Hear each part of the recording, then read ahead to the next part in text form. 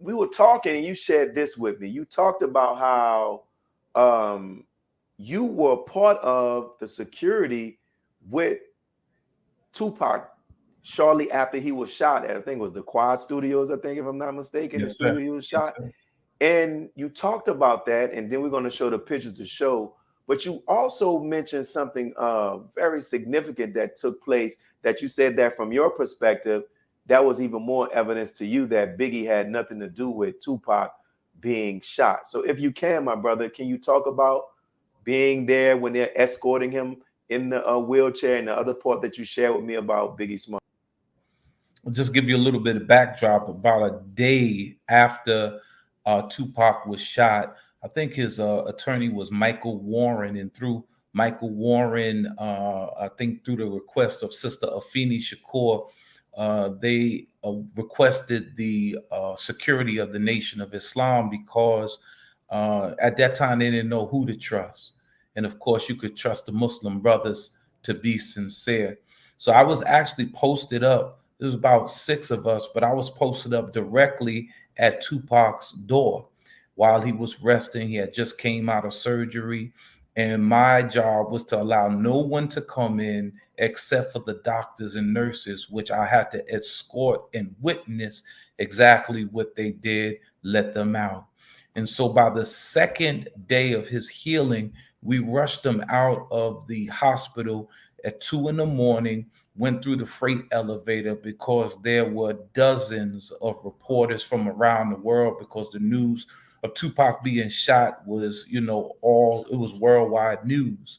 And we brought him to an apartment in East Harlem. He was married to a sister by the name of Keisha, and it was about 8 of us who did security. I think it wasn't one of the high rise; it was like a 2 or 3 story building. And so, it's 2:33 in the morning, and he had that court date at 9. And so, as we escorted him in the home, we all flanked the inside of the apartment building, including the front door, because again, not knowing who is coming after him to perhaps finish the job.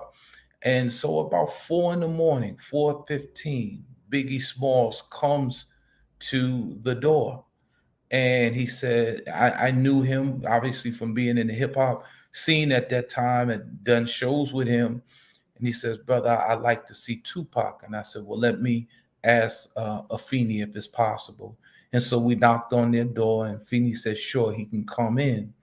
And so it was my observation by his body language that he definitely was saddened that our brother was shot. And it was almost as to attempt to assure him that he had nothing to do with it. But one of the things that I know, because the visit with him was very short, Tupac was so doped up from the pain killing medicines, it was not an opportunity for an even exchange.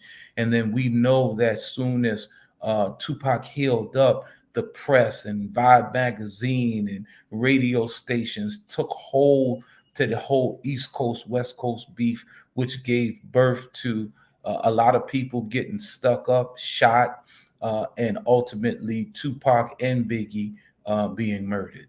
Wow. You heard it here, folks. And as you were talking, I don't know if you had the opportunity to watch that recent documentary, Dear Mama. I think his father mentions that too, about Biggie coming shortly after he was Tupac was shot. And just it's so unfortunate.